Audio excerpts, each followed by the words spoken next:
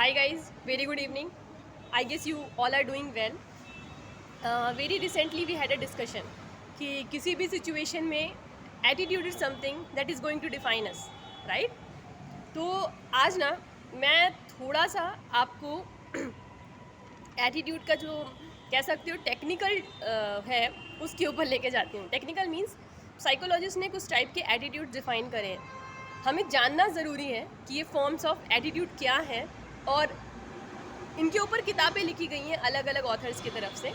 But मैं बहुत ही short में एक तरह से डेफिनेशन बताती हूँ आपको. और हमेशा कहा जाता है कि हमें विन विन एटीट्यूड फॉलो करना चाहिए. तो अब ये विन विन एटीट्यूड क्या है इसके बारे में मैं आपको बताती हूँ. राइट, देखो सबसे important cheese 4 types of attitude होते हैं.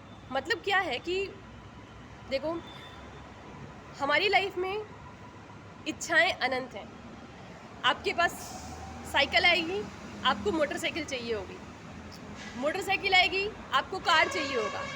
कार आएगी, आपको बड़ा बंगला, बड़ी ज़मीन, अपनी प्रॉपर्टी चाहिए होगी. ऐसा मतलब इच्छाएं अनंत हैं.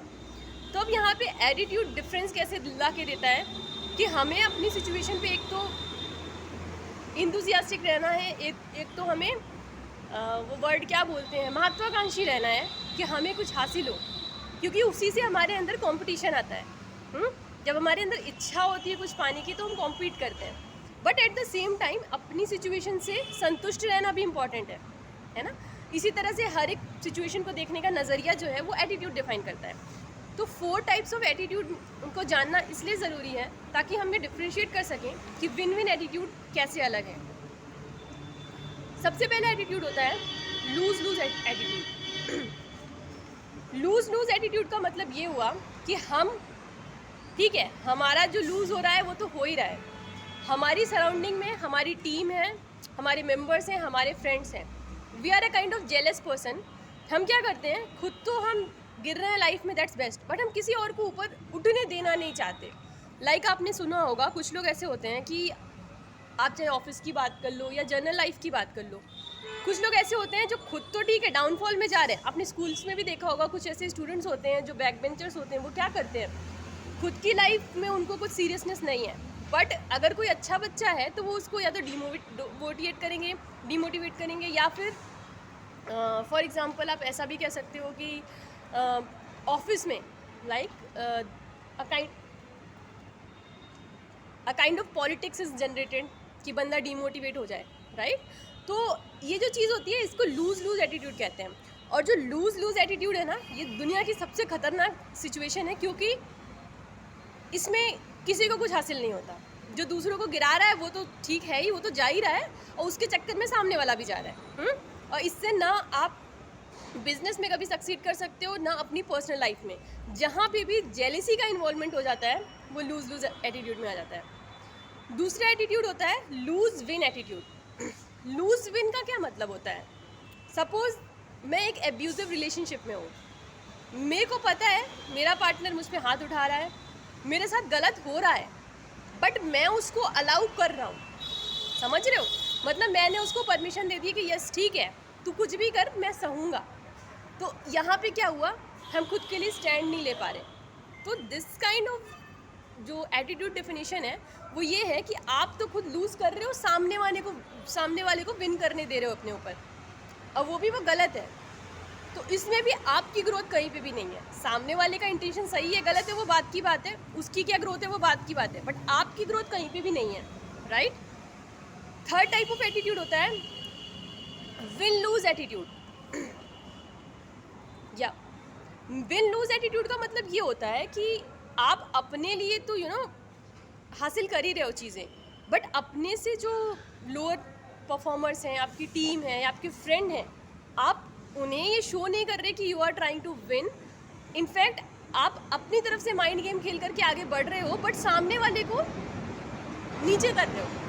कहते हैं ना कि अगर सपोज आप किसी मील पर हो और आप सभी का हिस्सा है, आपने बिगर चंक ऑफ पिज़्ज़ा खा लिया बट सामने वाले का हिस्सा मार दिया, तो this is win lose attitude. आपने विन करा, सामने वाला या आपका जो भी कोऑर्डिनेटर है, आपका जो भी कलीग है, उसको नीचे गिरा दिया. तो ये एटीट्यूड भी कभी सक्सेसफुल नहीं होता. और जो फोर्थ टाइप ऑफ एटीट्यूड है जिसको हर कोई रिकमेंड करता है, और जितने भी साइकोलॉजिस्ट हैं या जो भी आपके फिलोसोफर्स हैं जिन्होंने इस एटीट्यूड को डिफाइन करा है, वो है विन विन एटीट्यूड। और ये जो एटीट्यूड है, this is actually the base of any organisation, the base of a personal growth, the base of a relationship and the base of entire life. Win win का मतलब मैं तो succeed कर ही रहा हूँ, मेरे साथ मेरी जिम्मेदारी है। अगर मैं किसी टीम में हूँ, लीड हूँ, तो मेरी टीम भी सक्सीड करनी चाहिए। इट्स नॉट लाइक कि मेरा अप्रिशियल बन रहा है, मेरा अप्रिशिएशन बन रहा है, मतलब आई एम विनिंग, मेरा काम ख़त्म। विन विन एटीट्यूड फॉलो करने वाले लोग लॉन्ग लास्टिंग होते हैं अपने टर्म्स में, चाहे वो रिलेशनशिप हो, चाहे वो करियर हो, चाहे वो जनरल लाइफ हो। Why? Because win win attitude में ना आप सिर्फ खुद को मोटिवेट करते हो, बल्कि अपने सराउंडिंग में लोगों को भी मोटिवेट करते हो।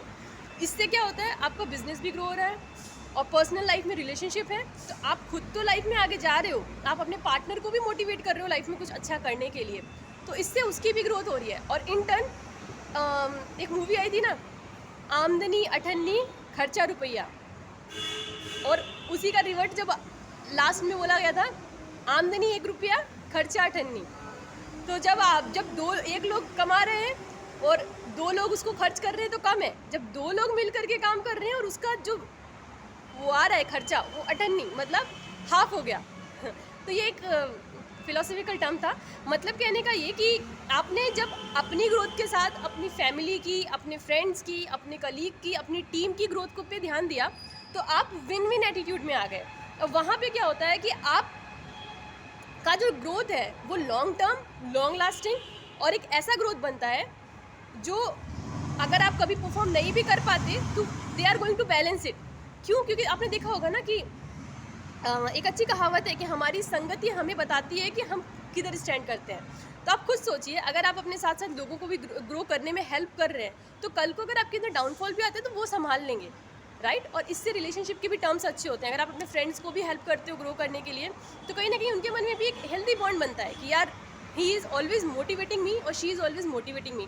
और इस तरह से जब आप टीम वर्क करते हो, अपनी टीम को मोटिवेट करते हो, तो एक तो आउटपुट भी बिजनेस का अच्छा आता है और ऊपर से साथ में एक हेल्दी बॉन्ड भी क्रिएट होता है, राइट?